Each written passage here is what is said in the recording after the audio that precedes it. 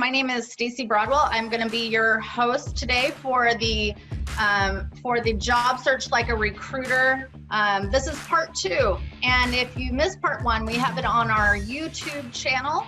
You can look up TechRecruit on YouTube, and you can see the whole cast there for the first one. And we also put up segments of different things. So some of the things that we talked about is your initial research for your job search. Like you found yourself, your job was COVIDed, you were laid off, you were furloughed, maybe you're changing careers. You know, this could apply to a lot of different things. And so without further ado, we want to dive into it right away because we have a lot to cover today. Bret, tell us what you do and your history and why you're here. Yeah. Hey everyone, thanks and people are still filing in as we speak. Thanks for checking out part 2. A little on me for those who I haven't interacted with yet. My name is Bret Feig. I am been a recruiter in the New York City area for, going on about 15 years right now. I played on both sides of the coin, right? Played on the agency side for my first couple of years, paid my debt to society, and then got hired by one of my clients and went in-house ever since. And, you know, the purpose of putting this together was a couple of different things, but one was really to add value and start building and adding to kind of the community of people who have been COVIDed or people who are realizing that it is a difficult job market and want a forum to get different ideas on what to do. Cool. Thank you so much. Stacey Gordon. Stacey has spoken at one of my previous conferences. Stacey, why don't you go ahead and introduce yourself for us? I am Stacey Gordon, and I'm a diversity, inclusion, and career strategist, and worked as a recruiter for many years, and then transitioned to corporate training. So I do a lot of work with both individuals, helping them change careers and transition, as well as helping companies who want to receive those wonderful professionals. And so I look at both sides of the recruiting and hiring process. Thank you so much for being here today, Stacey, especially a lot of the work that you're doing in D&I and also your courses on LinkedIn. If anybody's looking for a course on diversity and inclusion, there are certificates you can find, and Stacey Gordon actually teaches and offers that on LinkedIn. So look those up. They're fantastic. I see so many people enrolling in those. So I really appreciate that, Stacey. Well, and I'll just mention too that the resume course is free right now. So for those of you who are trying to get your resume done, it is free through LinkedIn Learning, as well as the unconscious bias course. But I think most of you here today would be more interested in the resume course, and but they're both free through at least August 31st. Oh, thank you. All right, Loryn. Hi, thanks so much. I'm excited to be on this panel participating. So I've known Bret for a long time, Stacey. We've met recently, but I've been following a lot of your conference materials, et cetera. So I'm a talent acquisition consultant. I have over 20 years of experience on both the recruitment agency side as well as client side. So I'm both creative and analytical. I'm a connector, and I really believe in the power of a network, and that's kind of how I've approached my searches throughout my whole career. So I'm excited to talk more and to join the other panelists in this discussion. All right, thank you so much for being here, Loryn. And last but not least, Glen Gutmacher. Did I say that correctly, Gutmacher? Close enough. I'll take anything but Nutcracker, thanks. So I started in the late 90s. I created one of the first job boards for a newspaper chain back when you did your research using Alta Vista because there was no Google yet. So I'm dating myself here. Nope. And in the 20 plus years since, I've been leading talent sourcing teams, which is like the front end of the recruiting process. You can almost think of it like internal headhunting service for large companies, and currently at State Street, which is a large global bank. Very cool. Thank you so much to all our panelists for being here. Really quickly before we get started, again, down at the bottom here, you'll find the Q&A for those of you who are logged into the Zoom, not for those on Facebook who are watching it live, but if you're actually registered and you logged in on Zoom, you can ask questions down here in the Q&A. I'm not going to be monitoring the live cast on Facebook because there's actually a lag on it. And so you wouldn't really be able to answer them completely in real time. But we will, if you put those questions on Facebook, I can get to them and we'll answer them later, maybe after the show. And then in the chat over down here as well, if you want to just write quickly where you're from and where you're joining us from today, we would love to everybody just to say a quick hello and then maybe put the position that you're looking for. And that's always good. So Bret, let's start with you. Absolutely. Start with me in terms of let's kick this off. Start with me. Hey guys. All right, let's get the screen share up and running. A couple quick announcements as I'm getting this up and running. We're trying something brand new at the end of this call. We're going to do some overtime, extending 10 or 20 minutes afterwards, after the hour's over and the presentation's over. For anyone that has questions, we'll turn on everyone's mic, give you the ability to go on camera if you want to join us from a visual standpoint, and just have an interaction and a conversation. So if you're interested in that, that will be after the hour's up. We'll see how well it works. Let's see. All right. So I want to start just with an inspirational phrase, because we are covering one of the most challenging parts of the job searching process. The part where you not just find, but then engage or try to engage with people you know, people that know people you know, and people that you might not know. And that is very much both a marketing and a sales mentality that goes into that.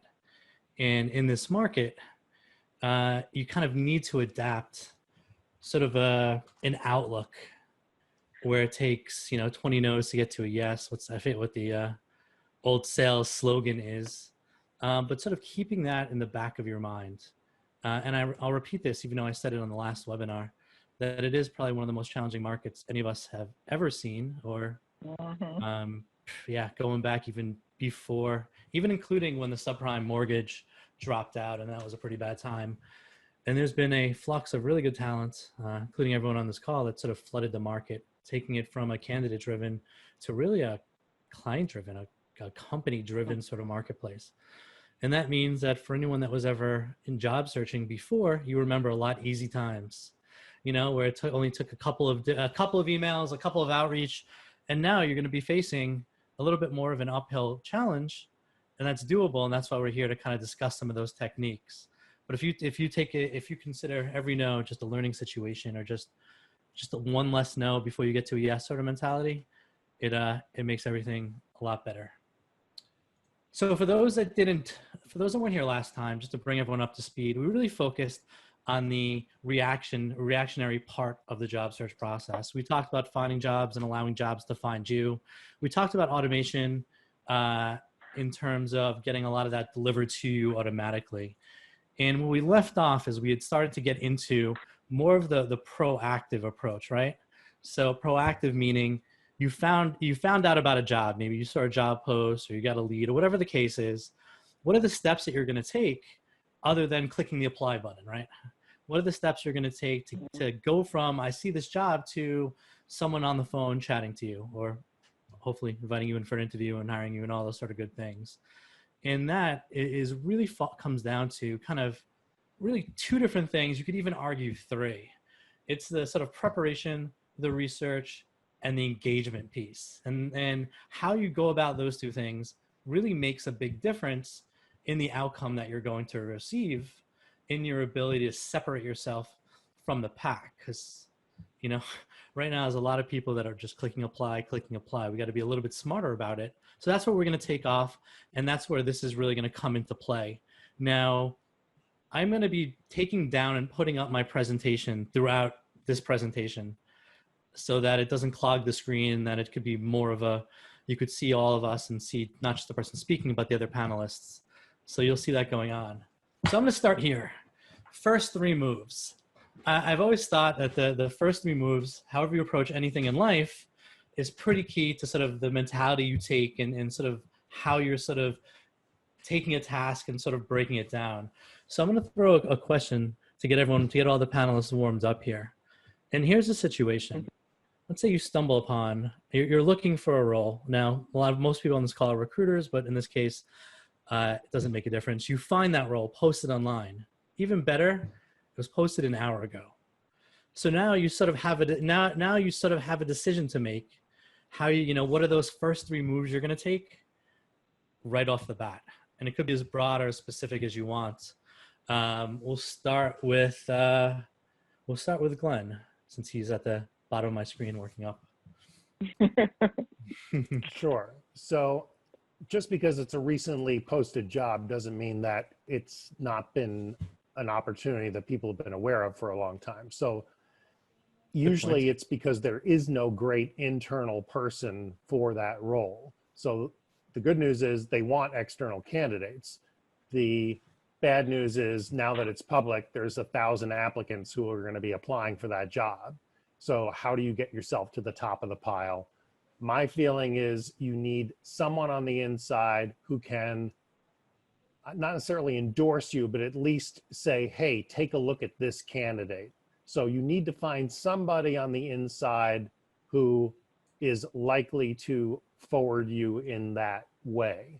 And from my perspective, it's not someone in HR or recruiting. It's someone who's in the functional area like that job. It does not have to be the person who's the hiring manager, because you're not going to know that necessarily. But as long as it's functionally relevant to the position, it's pretty likely that that person, once you communicate with them, which I know we're going to be talking about, will be able to speak your language and can appreciate what you have to say about your experience. So there's some affinity and credibility there that will make them comfortable in wanting to share you. And they also, frankly, can qualify for an employee referral bonus for sending you along. So there's a motivation to them to want to share you.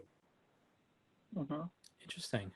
So so I guess, just so I understand, kind of those first 3 moves out of the gate would be to sort of identify someone at that company that you have a connection with or to get your details in the door. Is that sort of what you're saying? Rather than clicking the apply button or jumping on it right away, you're taking a more kind of thorough approach to finding the right person. Well, yeah, the reason I'm saying that is because if you apply the normal way, in some companies that will disqualify the employee from getting the referral bonus. They may have to submit your application in a different way. So if someone on the inside would do that for you, then let's give them the opportunity to submit you instead. Okay. Stacey, what would be your plan of attack right out the gate? So first question I would ask myself is this job for me? Okay. Because so many times we spend all of this time applying to jobs just because it's available. But I need to know, is it really for me? Because do I want to waste my time with this? Or could I be spending this time doing something else? And so that's the first thing, is looking at the criteria and making sure it meets my criteria, and not just the fact that it's available. Then I would look at, is my resume customized for this job? So is it ready to go? Because before I start reaching out and talking to people, if somebody says, yeah, send me your resume, I need to have it ready to go. And then the third thing is reach out. Do I know anyone that's there? Do I have a contact? Do I have a connection of a connection that can make a referral? But start looking at, like, who do I know? Interesting. So you're taking a much real more... quick, there's a question in the panel to Stacey asking, what would be an example of some criteria of a company that she might have? And I think this is kind of an interesting perspective too, because as you know, in the D&I strategy sort of realm, do you maybe have yourself sort of a short list of those criteria? Yeah, I mean, it's just really starting off with, is this the type of job that I want? So it's looking at, have I made my criteria? Like, so before you start your job search, you need to have your criteria. You need to look at commute radius. How far do I want to travel? Type of company. What size of company do I want to work in? You know, there's all these different things you have to think about, like, that's going to make sense for you. Like, as a quick story, I had a candidate one time who was absolutely adamant that she wanted to work at this company because this job was open. And I told her, you're going to hate it there. Don't apply to this job. I'm not submitting you. And she's like, no, I want to do it. And I'm like, okay, it's not my job to stop you. I submitted her. She got the job. She hated it. 6 months later, she was calling me and said, "You're right. Help me find another job." And the reason for that is she had always worked in a big company, always had, an assistant, always had all of these perks. And the job she was applying to was at a small company where, it was like 10 people in the office. She had to do her own coffee. She had to make her own coffee. She had to understand how everything worked and do everything herself. And she was not used to that. And I told her she'd hate it, and she did. So you really have to figure out what is your working style and how do you work and what kind of company do you want to work at before you just apply willy-nilly to everything that just happens to be open. Interesting. And just a quick follow-up to that. How much of that criteria could you get through your research versus how much of that criteria do you get if you do get to chat to someone on the phone and you do get to kind of see under the hood when a lot more of those sort of criteria really start coming alive? Because we all know that job descriptions have different levels of accuracy. Companies' pages and how their marketing team is put together doesn't always represent the truth of what exactly is happening. So how narrow would you filter? Well, you'll never get the answer to any of those questions if you haven't thought of the criteria up front. So that's really the piece. You have to actually know what it is that you're asking, because you can get answers to all kinds of things, but if you're asking the wrong questions, you're not going to get the answer that you want. Interesting. Loryn? Sorry guys, I was on mute. I agree with Stacey. I agree with Glen on both of their points. So just Stacey, so when I'm actually trying to determine target companies, I look for a few different things in terms of criteria. One being it's an agile company. I don't want to work for an oil tanker. I'm like very entrepreneurial. I like to try new things. I need that kind of ability to do that. I look for companies that are somehow connected to purpose, right? So something where they're either somehow giving back, they're either directly through their business model or they have really large programs of corporate responsibility. And I'm open to location because I'm just, it comes down to company. So with that said, just in terms of what Glen's point before about some jobs you might have about 1,000 applications to. There's this job on that's based in Austin. I'm not sure if everybody's seen it yet. It's the TikTok Global Sourcing Manager. And as of this morning, there were 2,400 applications. So there's no way that a human is going to get through all of those resumes. So I think it is very important to be to have somebody to get you in front of the hiring manager. So how I would start this off would be because I'm a connector. I'm constantly having conversations with people either for a purpose or just to get to know them. And so my first step would be to reach out to my close network. So this would include my former managers, my mentors, anyone that I've hired in the past, friends, vendors, and find out either do they work there or do they know someone there that can help get my resume in front of the hiring manager or a person of influence, so somebody that has skin in the game. So that could be, let's say, the head of technology. How many times have we gone and looked on a job site and they have 30 technology positions and like 2 corporate positions, right? That head of technology is probably stressed right now because of all those open roles. So I would try to find out how to get in front of the hiring manager, the stakeholders, which includes like a head of technology, and really use my network.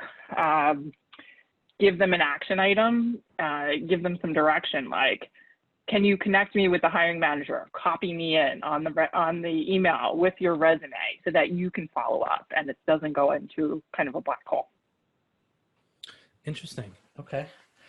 Glen, if I could kind of redirect this question to you. It seems like we've been hearing a lot of comments about making sure you understand what you're looking for and taking a really targeted approach. Now there's a line where you'd be taking a too narrow approach, where you need a little bit more volume to generate some more interest and not have all your eggs in one basket. Where's the line between being ultra selective in a challenging market, but not wanting to be too broad in your approach or not too high in your volume? Well, I guess there are a couple ways to attack that. You need to think about your different strengths. So if you've had a longer career, you probably are capable of doing a variety of jobs. The problem, though, is if you talk about being a jack of all trades and master of none, then you come across as almost schizophrenic, and that does not do you any favors with recruiters. So you want to position yourself as something specific that you are expert in, and make sure that all the skills and other things on the resume and whatever else you're communicating speak to that expertise. And there may well be two very different kinds of jobs at that company that you're qualified for, but you're going to need two very different approaches that speak to each, like you're an expert of one, and I wouldn't even talk about the other, frankly. Thank you. That makes sense. So you've started to do some research. I think this gets into an interesting topic, right? The tactical side. So when you're doing research to figure out if one, if a company is right for you, and then two, to try to figure out how you want to approach that conversation. What is the information you're going to need? How are you going to find that point of contact? And overall, is this even a company you want to pursue? And I'm going to put up a slide just so everyone has a visual to look at in a second. But how do you recommend going about the research? And I guess we'll start with Glen and work our way up, because I know you had a lot to say on this topic.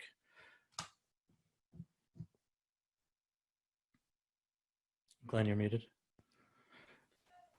Sorry, I thought you were bringing something up. I am, as in the process.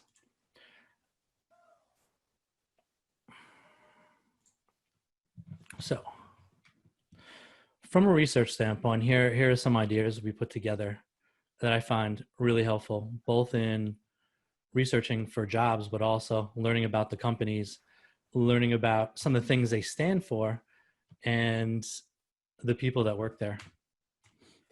Yeah, this kind of data is very valuable, because when you're thinking about where to apply, there's going to be a handful of firms that just based on your career to date, and maybe some household names that in the media. But there are many more places that are very relevant for you. And the only way you're going to find out about them is if you do a little research. And that's what these sites are great at.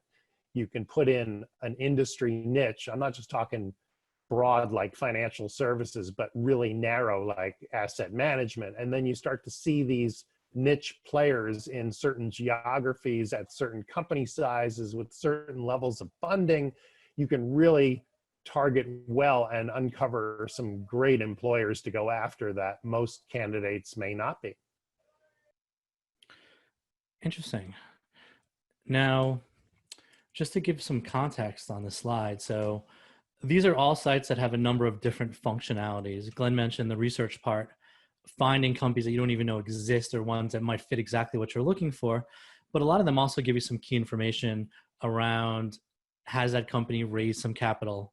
Have they been in the news lately? So it does a lot of that initial work for you, not just to learn about the company, but also, and what we're going to talk about in a second, is finding sort of the right person who you want to reach out to. There was some comments going on, and I forget exactly who said in the chat feed, that what you should do is find the hiring authority and get them on the phone. You'll get their attention, which I agree with in principle, but sometimes that's a little bit easier said than done in terms of trying to figure it out. So that's where these sites come into handy. Glen, I use the example that you gave, which is a really easy Boolean string. If you want to research someone specifically, you put that into LinkedIn. It's basically find Glen, who works at State Street, and show me every other site but LinkedIn, which oftentimes surfaces news or conferences or anything that person has been involved with in those first two search results, which I think is interesting. I generally, when I go about the research, I always start at the company's webpage. I want to see how they want me to think they are. And I always look to see who their employees are, if I could find the right person, or if they even list their employees online. Generally, that leads me to taking a look on LinkedIn, and then oftentimes to Twitter and Facebook to see what that company is actually talking about, to see what people at that company are actually talking about. What is the message they're putting out there? But also, I always think about if you can't find a direct connection, meaning you don't have someone who you know that works there, and you find yourself in a place where you don't even have a close relationship that knows someone who works there, so you've kind of X'd out those first and second level connections, then you need to find a way to help warm up the conversation. And we're going to get into that in a little bit, but a lot of times saying, hey, I'm looking for a job, or I saw this job online, is going to put you in the same boat as a lot of other people. But through this research, you could find those little ways to connect with people on a different level and join a conversation on a different level, which often helps in warming up that interaction, which kind of leads into the next one. And this is a very interesting topic, right? Only because, say you're looking at a company, you're trying to figure out, you were speaking to this a second ago, you're trying to figure out who you should reach out to. Glenn, you mentioned someone who's in that function. So I'm assuming you mean if you're looking for a recruiting job, you should try to find someone within HR, TA, HR ops, or something along those lines. Sure. Would you ever expand beyond that? Would you ever look for someone in another department? Using the assumption, just for the sake that it's a recruiting position, just for the sake of the example. I mean, the smaller the organization, the more likely people wear multiple hats. So I think it's perfectly fine at a startup to go to almost anybody at the company because they probably know the hiring manager anyway. So what you're saying is a smaller company, you have a lot more flexibility with who's going to take a personal interest in hiring or willing to submit send your details over for a referral fee. What about a larger company? Does your technique change? Do you have other considerations if it's a medium sized or, a large global conglomerate? Well, as I mentioned in the beginning, I think everyone not in HR or not an exec has that opportunity to get an employee referral bonus for referring a candidate. So there is a motivation for most employees to pass someone along, but I don't know. I think if there's no rapport between you and that person to go ask them to submit you for something that's in a very different part of a large company, it's a stretch. It might happen, but it's a lower percentage play. Okay. Stacey, what would be your approach? How would you recommend people navigate the minefield of trying to find maybe a relationship that doesn't exist or create a new one to service this? Yeah, I mean, it really is looking at, you're going to find somebody who can at least make a referral on your behalf. So it's not necessarily, I've had people reach out to me who I don't know at all, but what they will do is have their spouse who might know me say, can you look at my husband's resume or my cousin's resume or my whatever that might be, right? And can you pass it along? Now, can I pass it along and say, I know this person? Absolutely not. But I'm willing to say, I'm reaching out and I'm forwarding this resume to you because this person really wants to work at your company. And so I have done connections for 2 people I really don't know, but I'll do it, if you give me the right language. So I think the main thing is the right language, because if you just message me and say, can you forward my resume to, Sarah, Sally, whatever at Google? No, I can't. I might be connected to her, but I've got almost 15,000 connections. So if you want me to connect you to Sally at Google, and I don't know Sally and I don't know you, you need to give me the language. You need to say, hey, Stacey, I am reaching out to you because you have made it clear that you're happy to connect people. And I really would like to work at Google. And I want to work at Google because, and I have the experience, and I'm asking that you forward that to Sally and let her know this.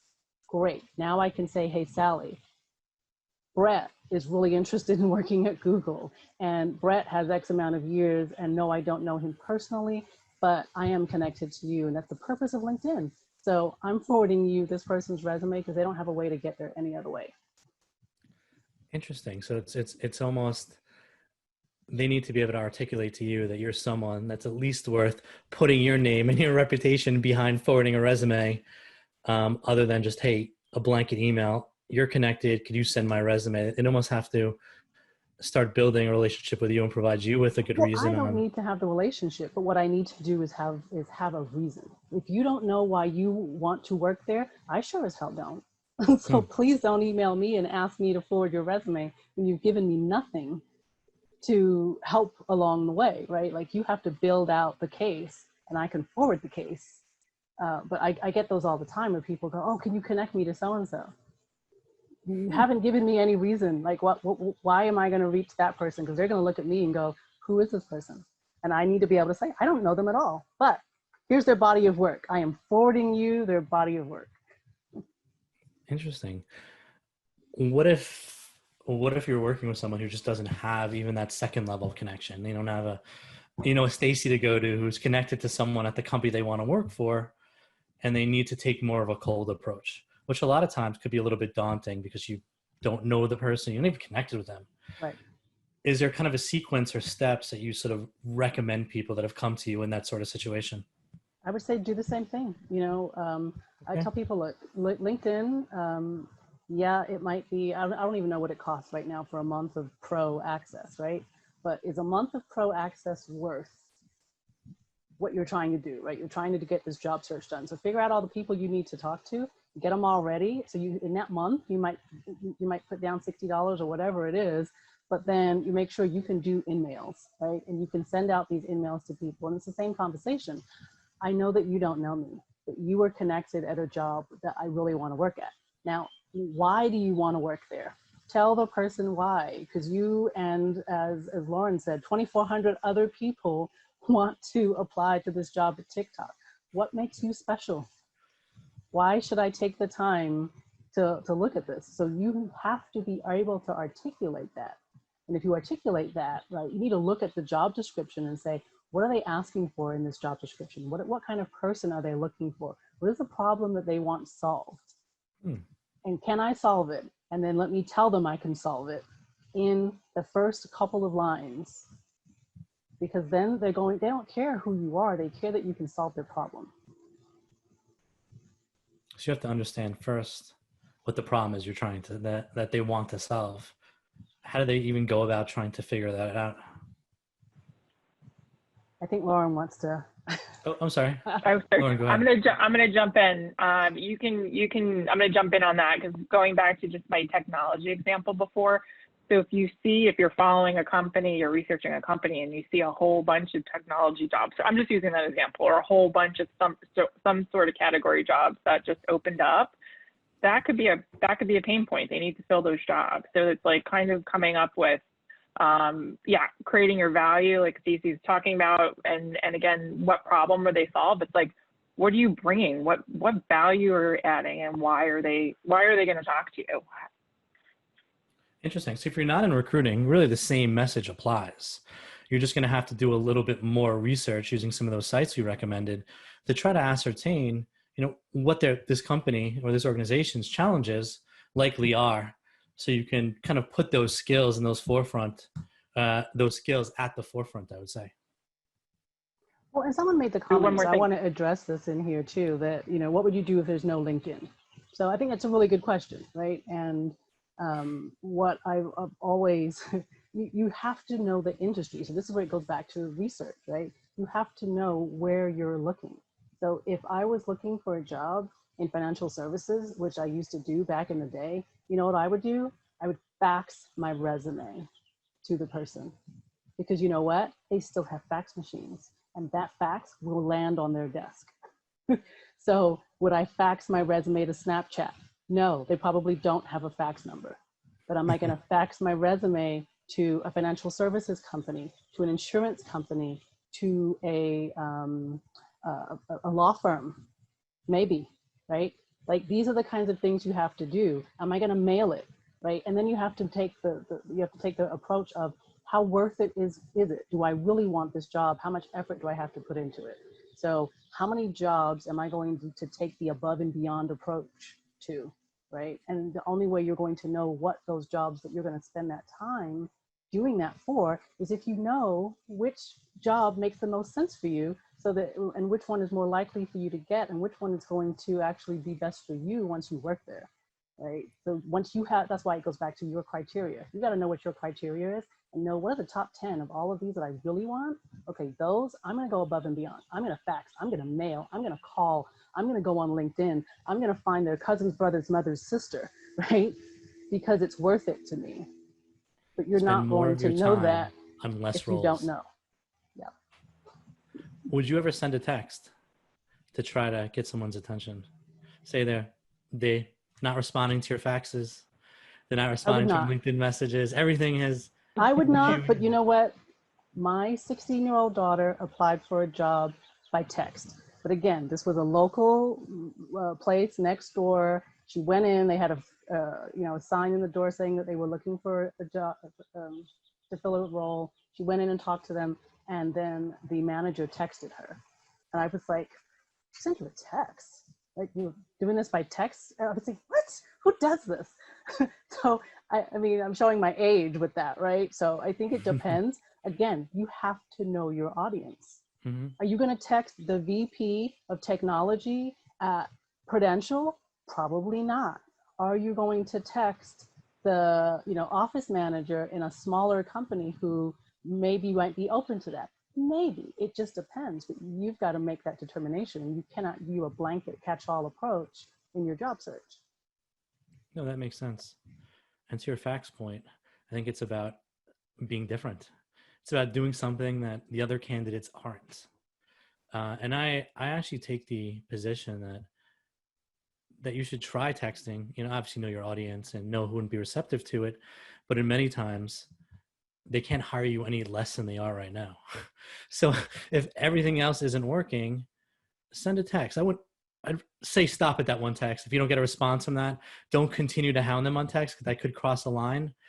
But it's very effective. The only reason it is because no one's doing it right now. I mean, for the last 6 years, I received thousands of solicitation emails. I'll just say this though, Brett, if I can get their text, if I can actually text them, it means I have their cell phone number.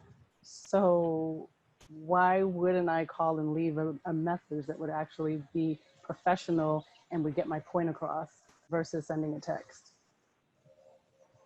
We have an audience member who recommended sending it by physical snail mail, which for the same reasons of being unique, I think would get through, which is good too. That's interesting. Which now it's hard because obviously there's a lot of people who aren't at their physical office. And so then you need their home address, and it probably crosses a couple lines. Yeah. So I definitely would not recommend doing that. But that's a good point you bring up. Right. Like, why don't you just pick up the phone and give them a call? You're going to have to explain how you have their number anyway, or how you found it, which could prove that you're very resourceful or turn into a funny story. Either way, I jumped right to text only because I find myself not answering calls where I don't know the number who calls me, just because I get a lot of robocalls. I get a lot of spam calls. A lot of prince and princesses offer me lots of millions of dollars to go in my bank account. So I look at it like, okay, I don't do it. Maybe that's not the best way for, the first contact, but if that works for you, give it a try. For me, I get very little text. So whenever I get one, they get a response. 20 minutes left, guys. 20 minutes. Okay. Thanks, Steve. I just want to comment on this. So I think any way you can be creative and get a response or get your resume in front of a potential hiring manager, I would try it. Like, it's not just one strategy, but you're using all these different tools or vehicles that you can try to get in touch. So on the candidate side, when I started using an ATS that had the power or had that functionality to text, candidates were responding immediately, and it would go to my computer. It wasn't like just to my phone, but they were responding. Emails and in-mails weren't getting responses. I think when Brett and when we worked together, I think our in-mail, it was like the average of 15% of candidates responded. So how would that, I don't know what that, and that was media. Media is like a different industry, but I don't know what that looks like when you're looking for a job. Like, what's the percentage? So I think you need to be doing everything and anything that is that can get the exposure.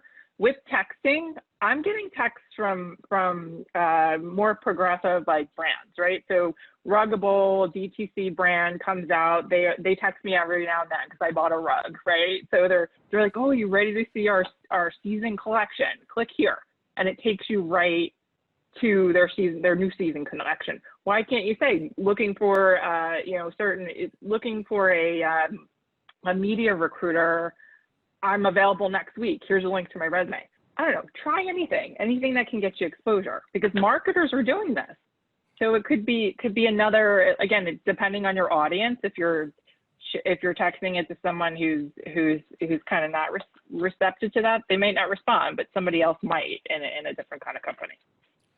Glenn, has that ever happened to you? Have you ever been hiring a recruiter on your team and had someone text you instead of an email?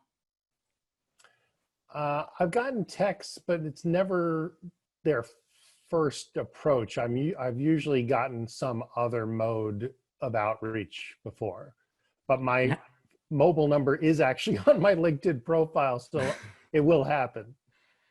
And is it effective? Have those people gotten your attention more so than had they just relied on an email or in-mail?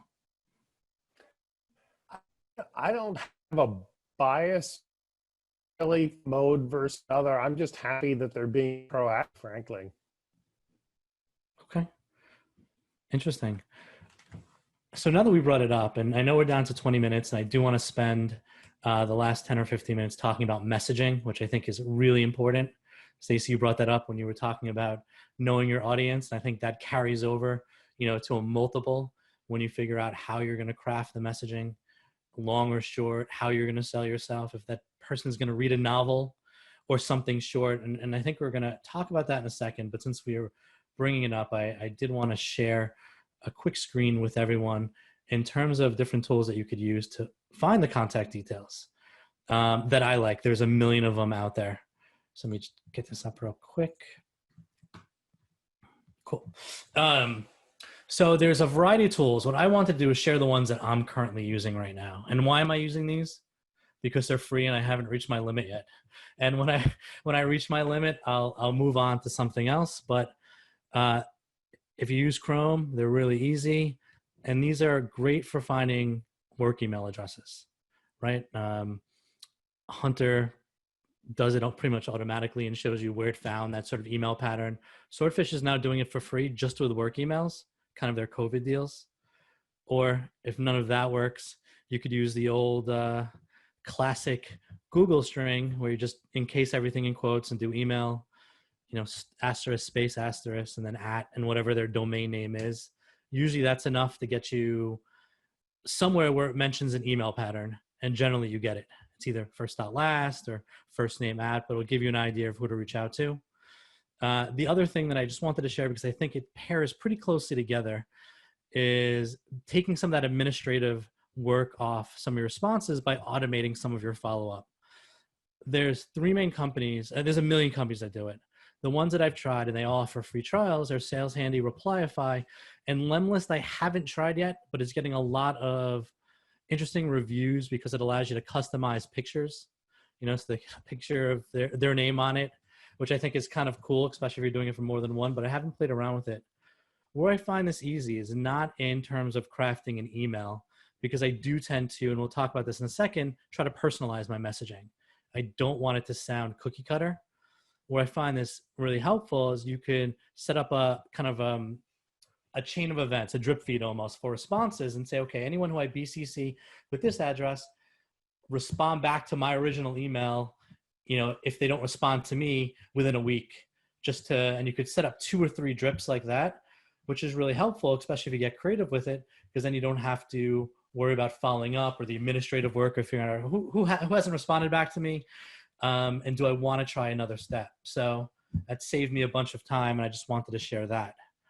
Now, Loryn, in terms of engagement, there's one thing that you've mentioned a bunch of times, and that is not just how you reach out, but you've highlighted the difference between sort of messaging and engagement. And you often take an approach where you figure out what they're talking about on social media, and you integrate yourself into some of those conversations in a very value-added way in terms of helping them to gain more visibility, exposure, and stuff along those lines. Can you kind of give a couple of examples on kind of that approach? Right.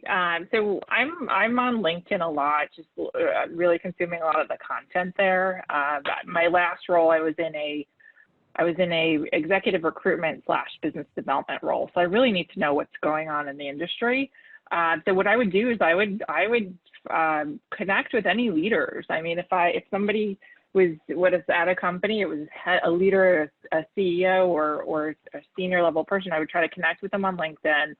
If they didn't respond to the connection or accept it, you have the option to follow. By following, you can see any content they're posting. So this could be LinkedIn, this could be Twitter, it could be anything where they're pushing out content. And I would comment and say, really, in terms of their point of view, if it was a podcast they were in, everyone's always advertising, right? What they're participating in. So podcast could be blog, could be an article they were mentioned, right? And I would try to warm it up. And then I would use that as a follow-up. So I either had their email, or if I could text them right now, or LinkedIn, and reach out and say, I really enjoyed your podcast, or I really enjoyed the article you shared. Try to make that connection, explain who I am, if I'm a recruitment leader, looking for, understanding that there's an open role there, and think that I would be a really great match. So it just warms up the conversation, because it's like they're not getting this cold email. Like, you're already commenting on some of their social, or resharing, like on Twitter, and like people are looking at this. And I just try to warm it up. I mean, it just helps with response rates for sure. So name recognition, so you're not coming out of the blue. Yeah.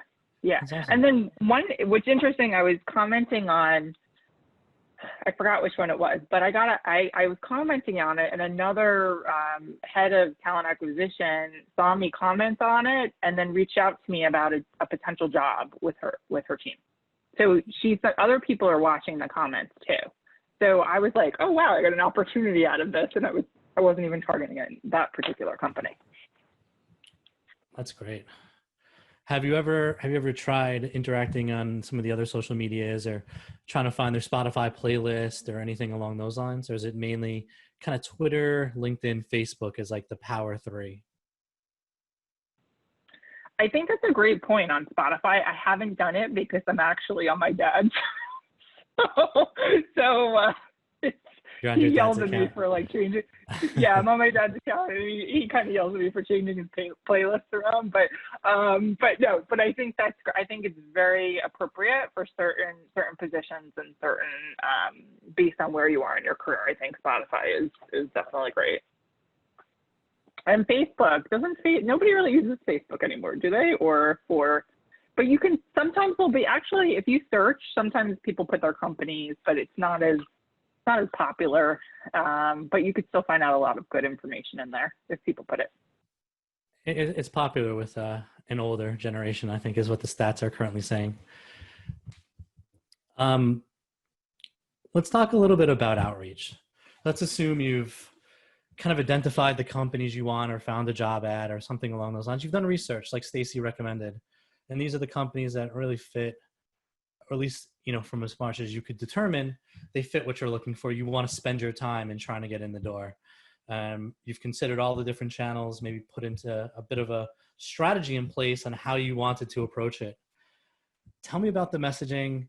What's your tactic? Is it short? Is it long?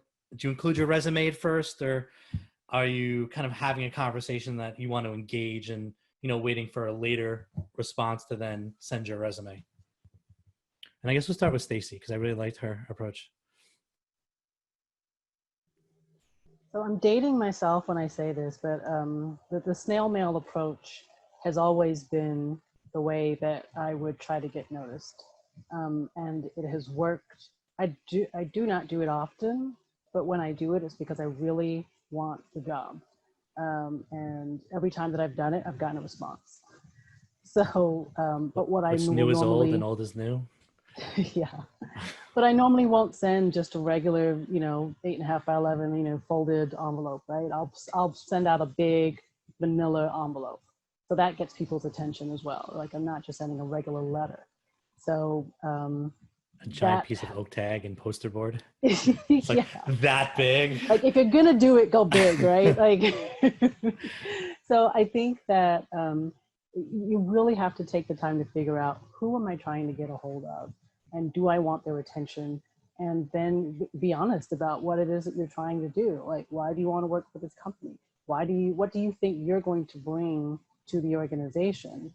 And customize it in that way, and humanize it. And it was always, language around the idea that,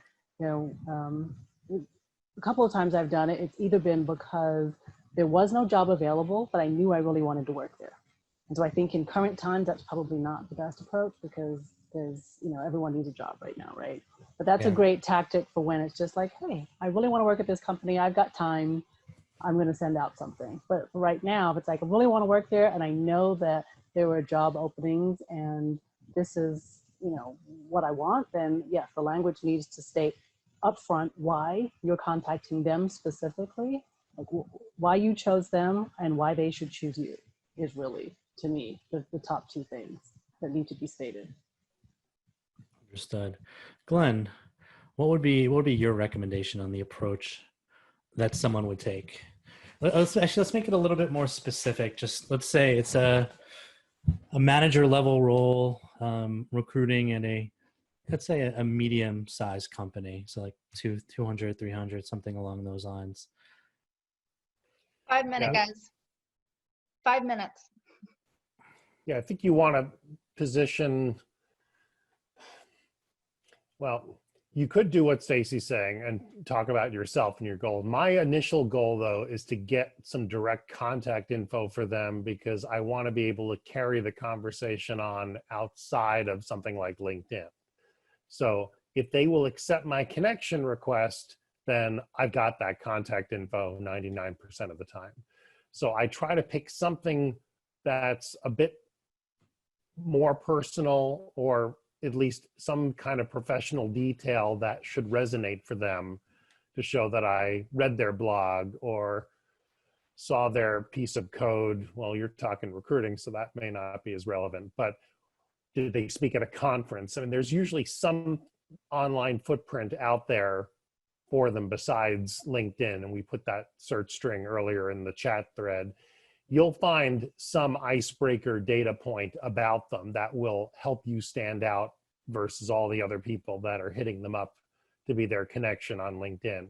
So that's what I lead off with. I was impressed by something, or I enjoyed reading this, and would love to connect somewhere down the road. I take the pressure off. I don't want to say that I'm looking for a job in that first outreach. I want to take every possible barrier away from them to just accept the connection request. And then after that, I'll go into a more detailed agenda. Interesting. So it's kind of a multi-step process. You don't need to unload all the information, the full sales pitch on that first messaging. You just want to get yourself in the door on the phone to have that conversation. Yeah, and remove that barrier. Direct contact info, which I will get easily from LinkedIn connection. Understood. Loryn, what would be your approach from a messaging standpoint? And let's use the same thing consistently. Let's say it's a medium, manager level role. For the sake of the majority of the audience, say it's a recruiting manager. Right. So I really, again, keeping it short and to the point, because we get so many emails, text messages, everything. We're inundated, right, with all this content. So keep your messaging short. So who are you? Why are you reaching out? What value do you bring? Or like Stacey was saying, what problem are you trying to solve? And then a call to action. So the call to action, I'm trying to get either someone on a phone call, either get my resume forwarded with me copied on. Again, you don't want to be like left out of the loop for follow-up, and just really something directing so that you have kind of next steps, not just like, hey, I'm interested, here's my resume, and just leaving it, but saying, maybe, are you available on Friday for a call at 10? Who should I reach out to? What is the name of the person? If they say, no, I'm not the right contact. Well, who's the right contact and what is their email? Or just really trying to get something out of that. And like Bret, you were saying, I would save the whole detailed summary of or not summary, but the whole, that's for an interview or for an initial conversation. The whole purpose of your initial outreach is to really get your foot in the door and get that conversation going. Yeah, and I generally approach it in a similar way. I think I probably am somewhere in between, which is interesting because on my screen you're directly above me, and Stacey, you're one box below me, and I think I fall metaphorically in terms of the approach that I generally like to take. I always think of it the same as if you are trying to recruit someone or business development that way. Like I need to first get someone's attention, and I need there to be a bit of a hook point, a reason why they should call me, followed by some sort of call to action. And sometimes that does include, maybe not on the initial email, but maybe on an email that I'm looking, okay, this is my intent. I'll call my intent out, and here's the reasons why, and then a call to action. And then sometimes, a couple of bullets that I think directly relate to the need that they have, if in fact there is a need, something just to highlight. And I've tried it both ways. I've tried it with, a longer email, and I've tried it with almost nothing, just kind of like, hey, this is the reason, and are you free at this time? And I found they have kind of the same percentage of sort of response rates. And sometimes in the middle, I get a higher one, especially if you hit them at the right time, or if you have some sort of way to warm it up beforehand. I find that to be a big multiplier.